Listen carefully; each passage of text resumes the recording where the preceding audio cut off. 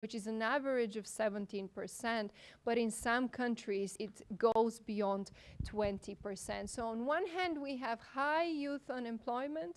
On the other hand, we have very big demands from the business sector. And where do these two meet if one lacks the skills and the other one can't find them? So I think we are losing potential in that sphere. We are finding difficulties finding these skilled candidates, and the openings are there. So clearly something in the educational system in society went wrong in the past couple of years. I think we missed grasping this moment of the change we have experienced as society, mainly due to the technological developments. And this is why I actually think I have colleagues in the parliament saying we need more social Europe. Well, I think the best social policy is education, and to build further on it, the best competitive policy is also lying in the skilled and educated professionals. So that's why I think it's absolutely important to rethink governance and make sure that public policies do create an enabling environment where businesses can thrive and hire the best talent to compete globally. And saying the word globally, I would like to wrap it up by coming up with very concrete goals. I started speaking about the talent revolution, but if we're not to experience this talent revolution, we'll be experiencing a global war for talent. So to prevent the latter, we have to make sure that we have these sort of conversations that we have today, the collaborations, the concrete projects that we put in place where we work towards celebrating our talents, improving their skills, making sure that they're prepared and making sure they can realize their potential in Europe and across the world, of course, but for the business to be competitive, to have the necessary prepared professionals, we'll need to work together in different spheres. And lastly, I think you've invited me as an MEP, but I also have another hat, which is more close to the civil society, where a few years ago I set up an organization, is cross-party organization. It brings together the business, the public, the private, and the institutions sector under one cap, and it works towards how should the educational system transform in the long run by 2030. And it mainly works in my home country, but of course I'll be happy if one day we see more such civil society organizations working on concrete projects to advance our education, make it more innovative, totally transform it to deliver the necessary results we need. So I'm happy that today we will further dwell on the topic of how to make societies more competitive by collaborating cross-sectorially. Thank you. Very good. Thank you, Ms. Madel, for that, I think, very comprehensive scene setting from a politician's point of view. We'll hear briefly from John Hurley from LinkedIn, Vice President and Managing Director EMEA and Latin America, who can present a bit about the economic graph, but also maybe showcase some of your interactions with the companies that you meet on a daily basis in this regard. Magnus, thank you. Eva, thank you for a fantastic introduction and a great scene setting. First of all, it's an honor to be here. Delighted on behalf of LinkedIn to be partnering with some incredible thinking that's happening. I'm in the fortunate situation, I travel a lot, and as a consequence spend time, almost on a weekly basis between Latin America and Africa and all parts in between. And I think the types of issues that we've been talking about are being faced by everybody. And I think the whole challenge, what we're trying to do from a LinkedIn point of view, is to create kind of an economic opportunity for all members of the global workforce. What that means is we're trying to put together a global picture using data of 610 million people who are members of LinkedIn, 20 million jobs, 30 million companies, 49,000 skills, and about 90,000 educational institutions. And what we do is we get a real-time picture. I think what's happening is the world of work is changing at an incredible rate. In many ways, I've been in technology for 25 years, and the pace of change is speeding up. I think the conclusion is that yesterday is going to be an awful lot slower than tomorrow, and that continues. And I think one of the great things is here in Brussels, both the Parliament, but also President Juncker and his team are putting together kind of infrastructure and a series of fundamental platforms that are going to help Europe to grab hold of opportunities. Because in many ways, we've been a little bit behind. But I think what's happened is there's been kind of a richness of thinking to go and look at it. And how we think about it is today and in the future, it's all about, it's about skills, not qualifications. Because in many ways, the world of work is evolving so quickly that it's remarkably difficult for an educational institute to turn, as the Americans would say, on a dime, and to provide a level of training that is relevant to something that is new. Technology is kind of creating new opportunities. So sometimes, for example, we will look at a city or a region, and we will look at the group of people who are being hired at the fastest rate. You can infer from that people are changing jobs the quickest or the most recently are those who have the best skills. And then we look back into it and we analyze the types of skills that they've built up. And unsurprisingly, you see things like cloud computing, artificial intelligence, social media marketing, corporate comms. And so they're important kind of new type digital skills. But at the same time, I think it's really important to remember that's part of the equation. And what we did was we did a survey last year of about 2,000 CEOs and asked them what they thought were most important. And interestingly, they gave us an answer we didn't anticipate. And their answer, 57% of them said that soft skills were the most important thing that we needed. They said creativity, persuasion, collaboration, adaptability, time management.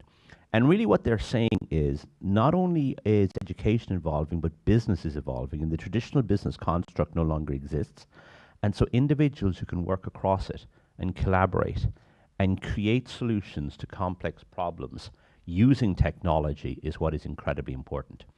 And that is why I'm particularly impressed by some of the things that within President Juncker's team, there's been a real thought about putting those base cases in place so that ultimately how Europe is thinking about solving the problem is not of the problem of 2015, but intersecting with what's needed in 2020, 2025, setting up the youth of the future. And then going back, Eva had a great example about the business leader who didn't want to train their people. Interestingly, as we spend time with more and more young professionals who are starting to develop their career, one of the things that's incredibly important to them is joining organizations that are committed to lifelong learning and ongoing skills acquisition. When we talk to them again and again, they want to join an organization because they understand the likelihood is every 12 months going forward, they're going to learn as many new skills as they did in their 5-year university career. And so they want to be in an organization. And for them, that's a huge part of the employee value proposition and why others want to join them and why they want to work with great people. So I think, maybe as a background, I think what we're seeing is a series of indicators that just tells us the world is changing. And what's remarkably important that we adapt to that and create a framework by which we enable the youth of Europe to really develop those skills and to understand that it's almost like Meccano or Lego, putting the skills together. The hard skills layered with the soft skills on top enables somebody with a remarkable toolkit to continually to evolve, to change, and to build themselves competitive economic advantage over the next 20, 40, 50 years. Thank you. Very good, John. Again, thanks for that run through, and I think pretty much spot on to the experience that many of us have had over the past few years. We'll turn to Aura Sala, so the Commission's internal think tank, where you're an advisor. has the luxury, I guess, of looking forward and not having to defend nitty-gritty article by article legislative procedures. But also being Finnish, of course, with the most famous education system in the world, maybe you can tap into some of the things that Eva was talking about. But what's the Commission's thinking now on the skills challenge that we just heard about? Thank you so much. Yes, I was going to be the boring civil servant from the Commission and tell all the great things we did with skills agenda and with Juncker Commission. So I'm proud to be part of his team. Absolutely, during this mandate we have done a lot with skills agenda and education also. But I will start with my country because, yeah, I'm a proud representative of Finland. And I remember when I entered to a school, we already had these great old computers. So I learned my language skills via computers. And that was a privilege back in 1992, I would say. We learned coding. This was 1996. So I would say that yes, it was a privilege to born to this country. And we have this saying that teachers are the candles of society. And I think that is one of the main points we have realized is that teachers are important. And we should really appreciate the work they are doing. They have quite a freedom in Finnish classrooms. So even though of course you have a curriculum in the whole country, but still teachers have quite a freedom in the classrooms, and it makes all the difference. Some American magazines time to time write stories about Finnish schools, and yes, we do a lot of exercises in forest, and we do a lot of sports, and we also play around in our schools. I think it's important also. But I would still highlight that also the coding and being part of this, getting these digital skills from the very early age, it has helped at least me a lot, and I think also my friends. We are millennials, so maybe it has been easier for us to adapt.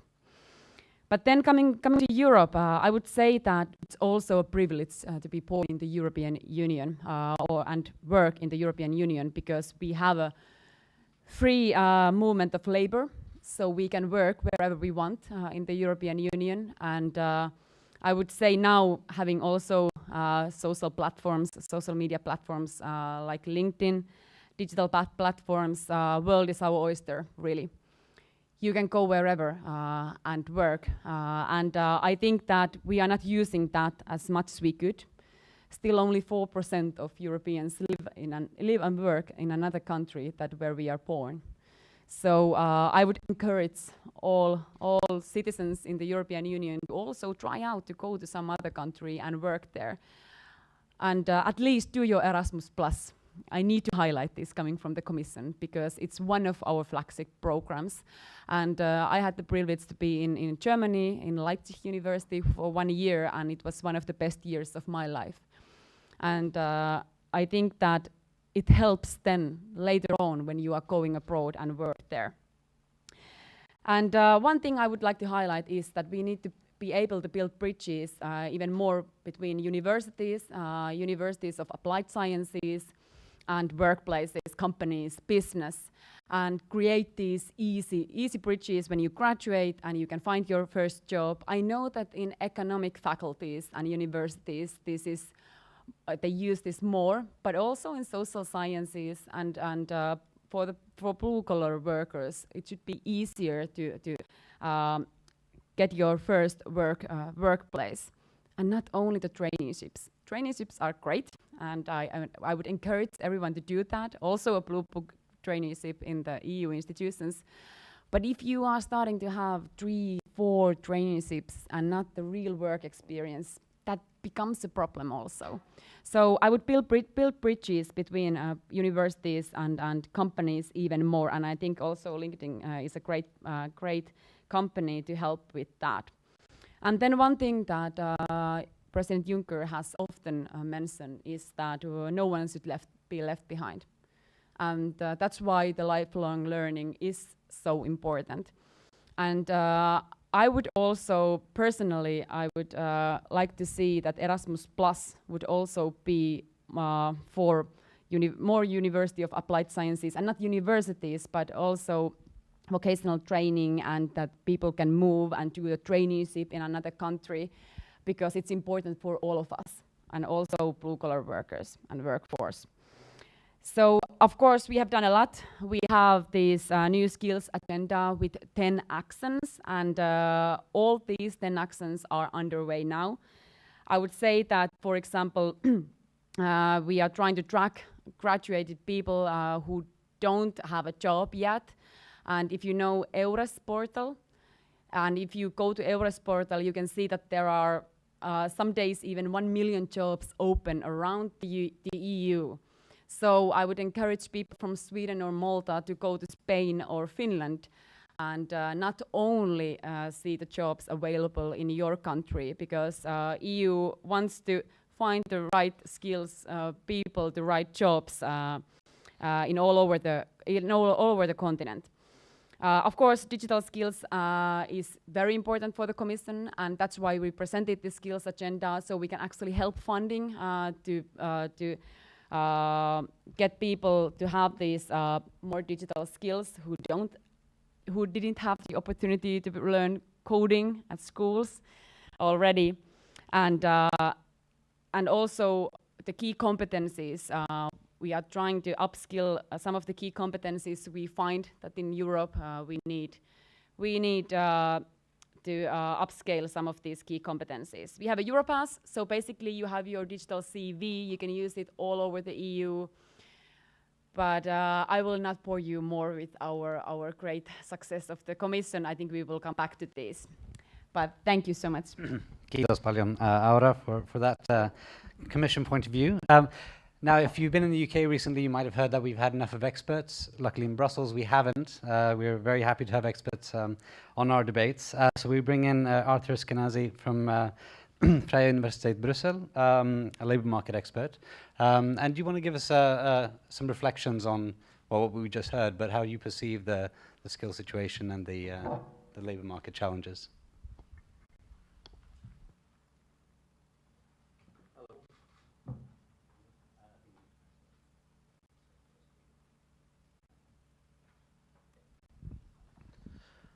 Hello, everybody. Yes, well, thanks for having me here on the panel.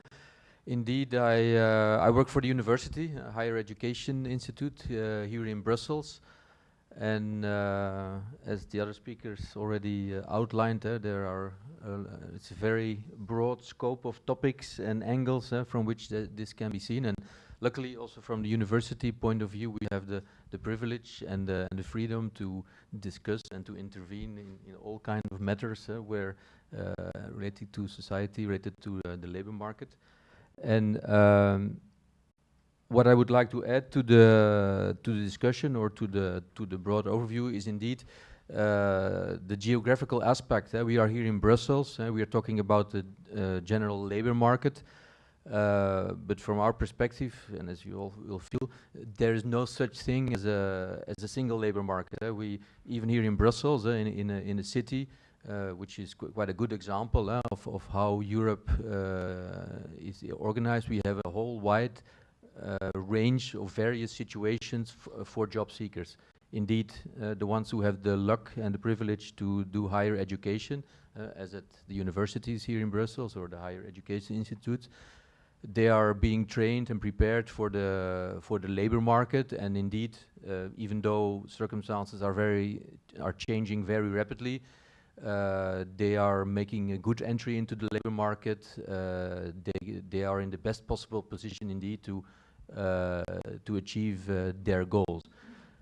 But inside the same cities, inside the same city, we have other groups, groups which don't have the chance or the privilege to go to university or to even to finish their higher education, and it's mainly, from my point of view, and also from the perspective of society, I think it's very important that society invest in those groups which have the hardest time in indeed making this transition from their youth towards their professional career. So even though, of course, I work for the university, and one of my tasks indeed is to help and to coach students to making their way to the labor market, and they're doing so they're doing this very well. I would like to recommend or to emphasize that society at large should invest the biggest part of its means to those groups who don't have the privilege to finish higher education. In broad terms, we can say that of all 100 of persons going to the labor market, in an ideal world, and I think in Europe we are coming to that, about 40 of them will finish higher education, will have a degree, and they have excellent chances on the labor market. Another 40 will have some kind of form of higher education, or will at least have finished their secondary training. But there is a vast group of about 15 to 20%, and it will not change so much over the coming years. Of course, we will continue to make efforts to make sure that those groups are also the best equipped to enter into the labor market. But my advice, and that's, as I said, that's a bit contradictory to my role within the university, is for society at large to mainly and first of all invest in that group which will have the hardest time of making the transition from education towards the labor market. And because indeed they need to adapt their skills or to train their skills, to have the right attitudes, to have the know-how, indeed to have employers be convinced of hiring them into a job. So if you would spend like a 100 euro into labor market liquidity, I would say instead of a normal distribution over all interest group, I would recommend to say let's invest about 80% of it in that 15 to 20% which needed the most, and the other part invest that in those groups which already have a very good starting position and which have very good chances of having a prosperous professional career. So again, for me, Brussels in that respect is a sort of a lab where we can see how the policies can work, because indeed we have university students, we have indeed a lot of persons also with a migration background, with persons who don't have the skills which are now mostly demanded into the labor market. There's also from the country of origin, there is a huge mix. So we have a whole set of variations in chances to make it on the labor market, and Brussels in that respect is like a good showcase where we could show what can work and what maybe works less.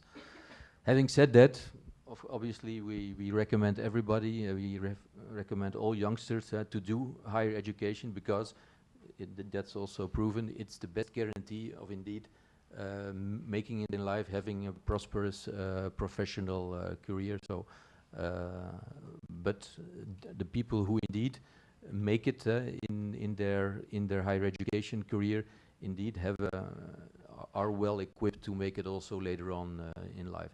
And in general, that's one of the viewpoints when you create awareness among young persons when they come to when they start studying, to really make them feel that when they start studying, that is already the start of their professional career. To make sure that indeed they also make choices which are relevant for their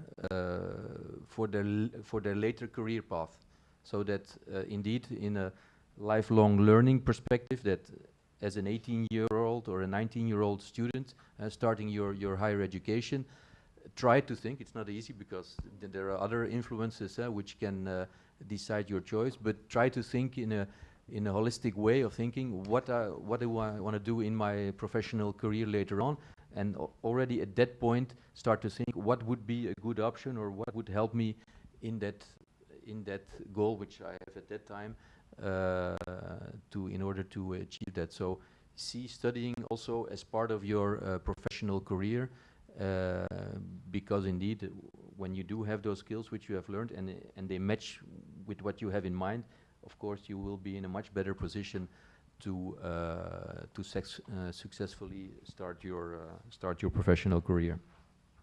Okay. Can I just pause you there so we can get some more views? Because I'm detecting a theme here, and I'm going slightly off script, but I think when not so long ago we were talking about the knowledge economy and university education had kind of primacy. And it's, I'm from Sweden, and you pretty much need a university degree to become a chef or or a waiter or something. Whereas what we're talking about now is skills, which is, I detect a much more vibrant discussion around maybe vocational training or these soft skills that maybe aren't part of a university curriculum.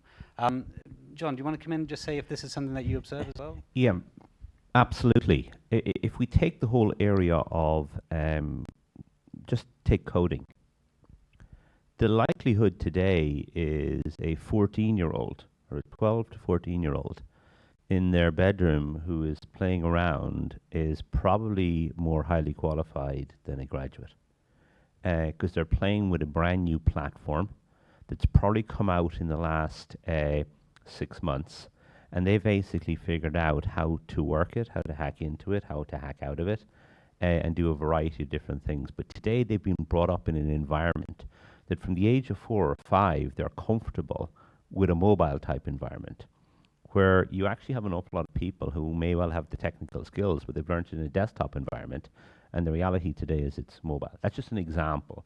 But what we see time and time again is, you know, where that individual would typically have gone to university for 4 years to be taught something, the likelihood is they will know more, significantly more, than a large portion of the people who are set up to teach them. And so as a consequence, why would they go back? So you have a series of things like that. Now, the danger here is you make an example like this, and then the assumption is nobody should go to university. But I think what you have is you have a series of skills, and the skills in such a way are disproportionately with a younger group. And so in many ways, you know, they're going to need a different on-ramp into education. The traditional on-ramp, which is, hey, go learn X or Y, in many ways, they're 5 years ahead of those skills. And why slow them down? Because ultimately, they're the future innovators, entrepreneurs, who can do something and kind of create amazing businesses that will employ many other people. And so we see that happening in multiple different places.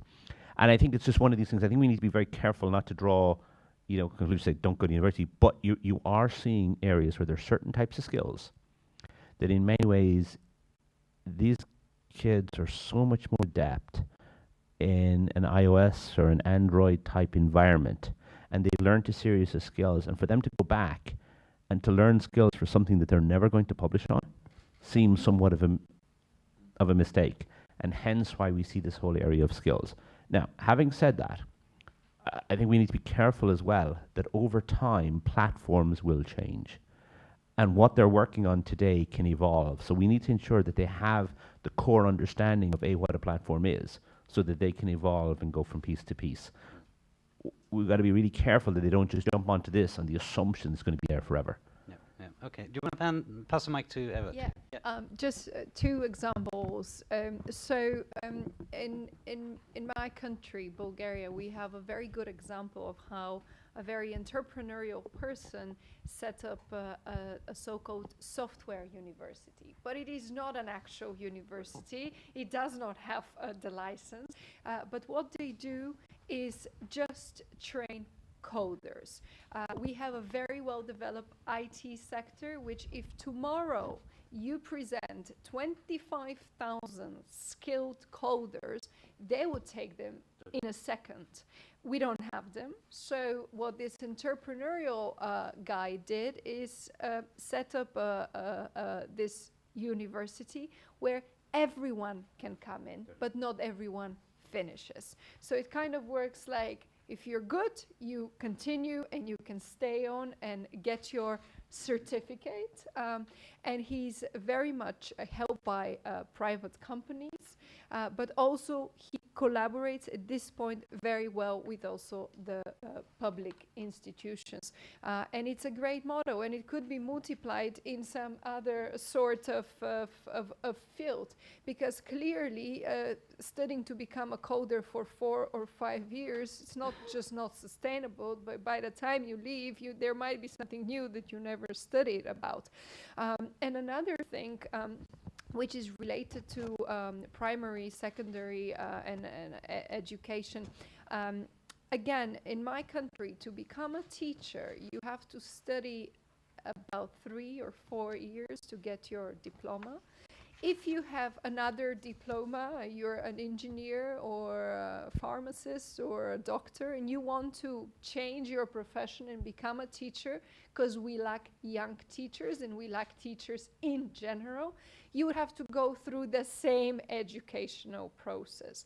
So we've worked intensively in the past couple of months together with the Ministry of Education to come up and pass a new sort of a bill saying that if you are already qualified in something else, in 6 months or so, you can qualify also to be a teacher. So there's, we can see that the educational system, whether itself alone is deciding to change, because obviously it's not so sustainable what the model has to offer, but also the private sector and just the entrepreneurial mind can come up with solutions that would serve, in a way, the competitiveness of the business. Okay. I'm just going back to Arthur. I kind of interrupted you there, so I want to let you finish. But by no means diminishing the value of knowledge, of course, and universities have a very important role to play. But do you agree a little bit with this this statement that maybe the skills discussion is slightly separate from the knowledge discussion, and maybe the people that go to university could benefit from a bit more vocational training to be ready?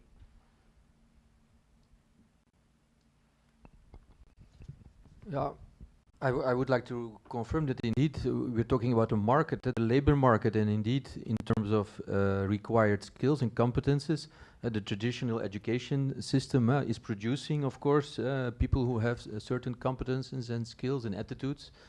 But we see in markets, in parts of the labor market where there's a high demand, and you mentioned the IT industry, we see that indeed, besides the traditional providers of education, there are also extra forms of education who come to the market, because there is indeed a need for it.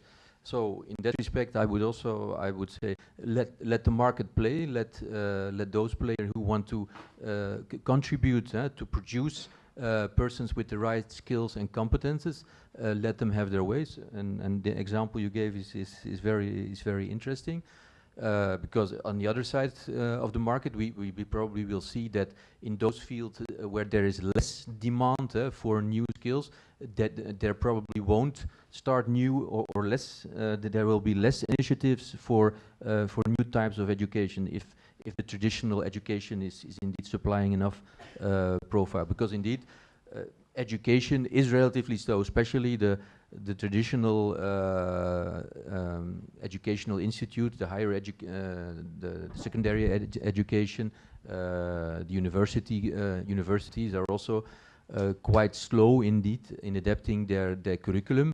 But let employers, let private initiatives make additional offerings and which can complete the offering which are made by the traditional providers of education. So it's let the market make sure that, or help the market to make sure that enough people are equipped with the right skills and competences. And of course, I would prefer that those who are financed for it, for those who are for who it is their role to do so, universities and schools, that they try to do it in the best possible way. But indeed, it's going at a very high speed, all the changes, and especially in the IT world, in that field. So it's not easy for the traditional schools to adapt.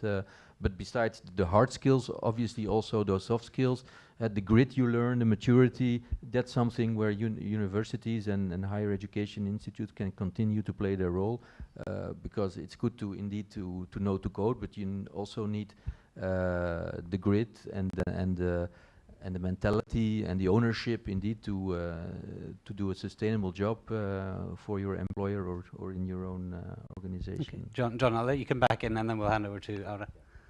Maybe building on Arthur's points here, I think there's a couple of things. Number one is we're talking about skills today, but I think the other thing we need to think about is continual reskilling. I think the professional who comes out today is likely going to work till 75, 80 years of age, maybe even longer, at various points in time in and out of the workforce, because I think life expectancy has changed. So that'll kind of create a framework where you'll in and out, and various technology frameworks will change over that period of time, so that adaptability becomes incredibly important. And I think Arthur made some really valuable points there, because the whole area of the basis of education sets you up for a lifetime of learning. And today, in many ways, I think we walk out with a set of skills, but what's more important is we walk out with an ability to learn new skills, an openness and a willingness to go and do that, because that sets us up. And so I thought, again, let's not write off the old. I think the old is incredibly important at providing a base, and it's providing the old and the new together. I think one of the things I've learned an awful lot in the last couple of years is, forgive my industry for times we come up with kind of these wonderful words, but the concept of a hackathon. And sometimes hackathon is kind of getting a bunch of young people together to solve a problem. The problem could be create a technology stack, create a business. And in reality, you get people together, and over 2 days, they probably come from the concept of a kernel of an idea to an outline business plan. Think about that. Of my generation, the assumption was that was going to take us 9 months. These kids are coming in with an ability to do that in 2 days, and again, there's that level of urgency. And so in large parts, I think it's kind of harnessing that brilliant ability to solve problems quickly, layering on top of that what Arthur's laid out, that ability to learn, and then continually putting new skills. But I think we need to remember that this is going to happen every 5 to 10 years for the next 100 years, because and we're going to be in a situation of continually reskilling labor forces. And so in large part, it's setting people up with the core capability to learn new stuff, not to be afraid. And sometimes the benefit of the hackathon is alone as a group of people who individually can't solve the problem, but collectively can work with others to do that. And then I think that again reinforces the need of soft skills going with hard skills. Okay. Aura, do you want to come in on this? Yes, absolutely. One thing I would like to point out here is that, yes, education is very important for also here, but also that Europe is an attractive place to stay and work and scale up. Because our companies are small, and we need also scale-ups, and we need to enable digitalization, for example, much more in Europe. We should not over-regulate our market, because if we want the companies to grow here and have skills workforce, we need to be attractive here in Europe. And here, of course, the European Union can do a lot and not over-regulate, and also attract companies to stay here. Apprenticeship is something that I would like to also point out here, because in Germany we have a good example of apprenticeship, how they use it, but also that when you get that diploma from your company, you should be able to use it all around the EU, not only in one country. And that's something also that I would highlight for next MEPs and the Commission also. Actually, that brings me to a question I was going to ask you specifically, because I think education, training, these kind of things are traditionally very local or national issues. And I guess the question is, if you want to push out the boat a bit, in an internal market with free mobility and free movement of labor and so on, do we need a more coherent approach across Europe? Do we need to be a bit more dirigiste from Brussels to say, actually, this is something that everyone should be doing, otherwise all of us will be left behind? Yeah, I don't think that member states are willing to give competence in the field of education and social policies more to the EU. But I don't think that that's necessary, in a sense that as long as like this qualification framework, for example, that your diploma works in everywhere, and these things that free movement of labor force and so on works. So I don't think that it's necessary, but we need to be, like I said, these apprenticeship diplomas, for example, in different member states and so on and so forth. These are the things that I would highlight. Okay, I just want to pass that to Eva as well. At the EU level, and now that you've been, in the Parliament now for a while, you know how things work. What do you think can be done quite concretely from an MEP's point of view to make things happen? Thank you, John. It's not an easy question because I think the possibilities that we have are quite many, but in the same time, as we do not have the direct competences, as I said, if you talk 5 years ago about education and skills, nobody would listen. A year ago, we for the first time had an educational summit held here in Brussels, and this was a tremendous step, bringing more than 19 ministers from EU member states, more than they actually go when they go to summits of ministers at that informal conference. It was running for a day or two, and it will happen again this year in fall. And I think this was important to see what the different countries do, what also the different actors from civil society, from the private sector, from the institutions do, and to kind of speak together. I would like to see more programs similar to Erasmus to enable people not just to travel and study in another country, but to enable their skills. So I would like to see that trainings, voluntary work, internships are part of every course. Be it in high school, be it in university, be it in primary school, that the important skills that we can have, such as soft skills, take part in our learning proceedings as a first grade. Could be coding, could be entrepreneur skills, and could be many other set of shelf of skills, so to say. And if we cannot directly do it with the new skills agenda, but also with a different sort of, that's why I think projects and programs are absolutely instrumental to bring them forward.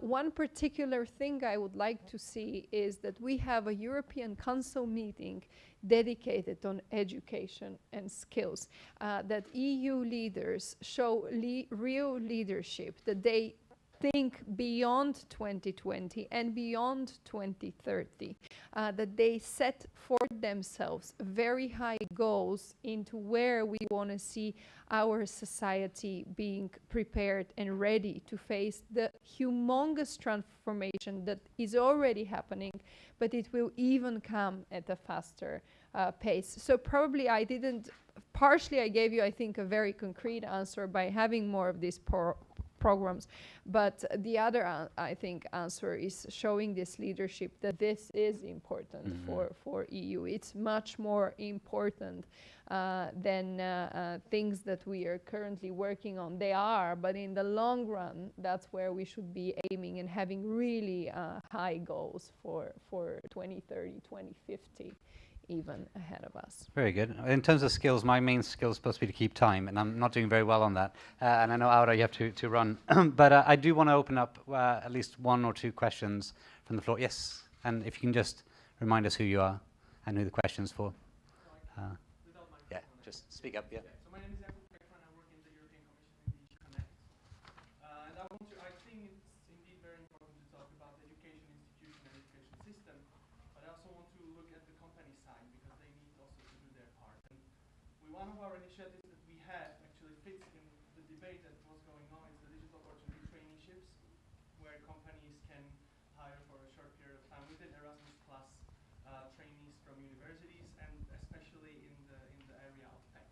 And when we talk with the companies that hire these trainees, they say that it's a great initiative because then many of them keep the trainees and they retrain them, they upskill them, and they work with them further so that these young people can then work in these companies. So my question is, what's the role of the companies? How can they move better or farther in upskilling their workforce, and especially people that they hire, the new young people that they hire as young talents, so that so that they don't have to look at the expert field, but they rather take young motivated people with the soft skills that we've discussed, and then they upscale them and they train them. And this is especially for the SMEs, because if you have a company of 40 people or 30 people, it's difficult to have a big program like can be in Microsoft, LinkedIn, or in a big company. So especially, looking at the startups and SMEs. Okay, sounds like a question for John. Do you want to? Yeah, let me start and try to answer with that. So first of all, I think it's a great question. In general, most successful companies spend an inordinate amount of time and effort in upskilling their people. For us, we would anticipate that anybody who joins today, the job that they do in 3 years' time doesn't exist yet. And we want them to help to create that job, those opportunities, to go and make that happen. Now, we're in the fortunate situation where we put in infrastructure, we layer that in, we do a lot of coaching and mentoring. I think it becomes a little bit harder from an SMB point of view, because an SMB is trying to figure out how to do it. So I think the SMB associations in countries are doing a tremendous job. They're kind of showcasing what the future is.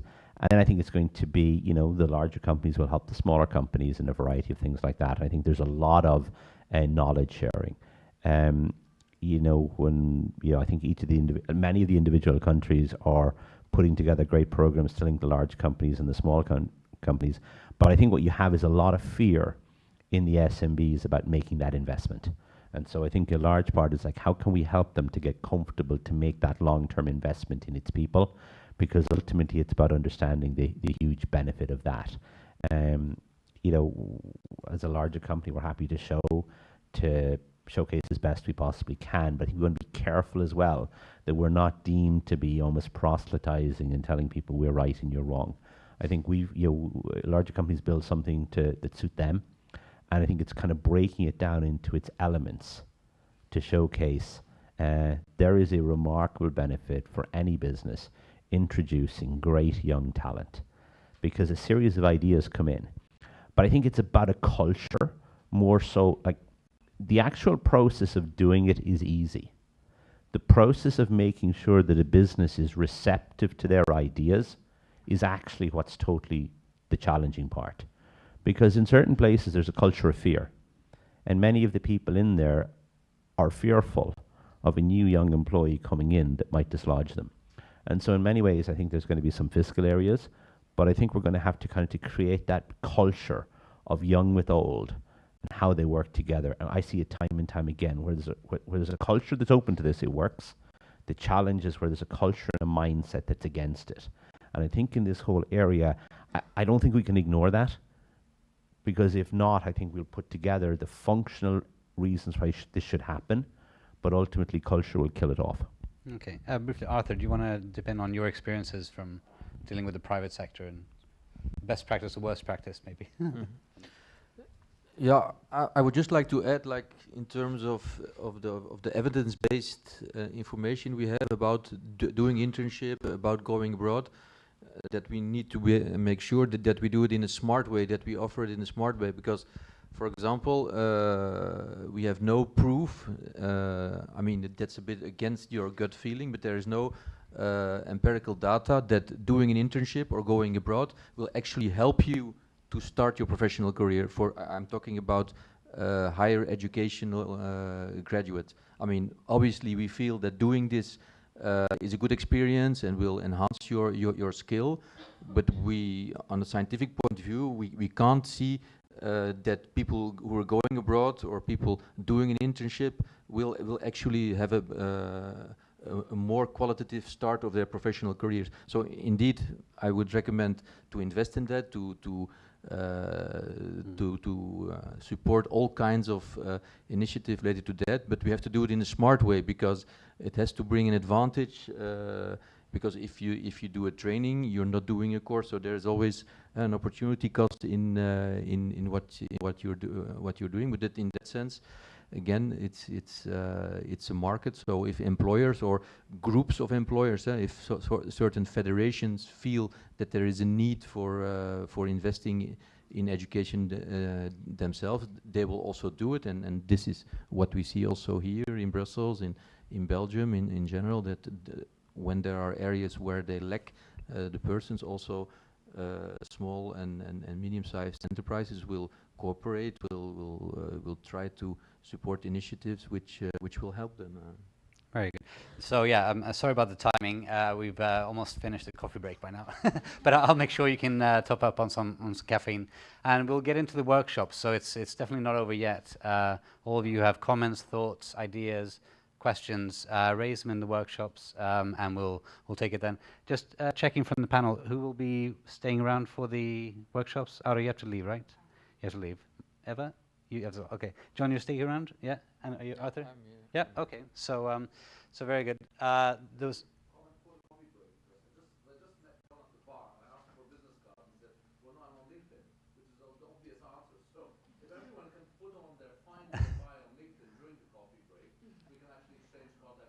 Okay, everyone get on LinkedIn in the break, and we'll find each other. That's an excellent idea. Very concrete. I like that. Yeah, without further ado, we'll break into coffee. LinkedIn people who will be running the workshops, can you raise your hand? Yeah, there's me. Yeah. So we'll divide the room, I think, straight down the middle, more or less. Is that? Sorry, we'll take one row. This row here, we'll go with them and stay in this room, and you guys here. You guys here go into the coffee break room once the coffee break is finished, and we'll run some very interactive workshops run by the LinkedIn team. But without further ado, I thought we got some very good ideas, some great thoughts from the whole panel. I'd like to thank all of you, Aura, John, Eva, and Arthur, and I'd like to thank them in the usual traditional way.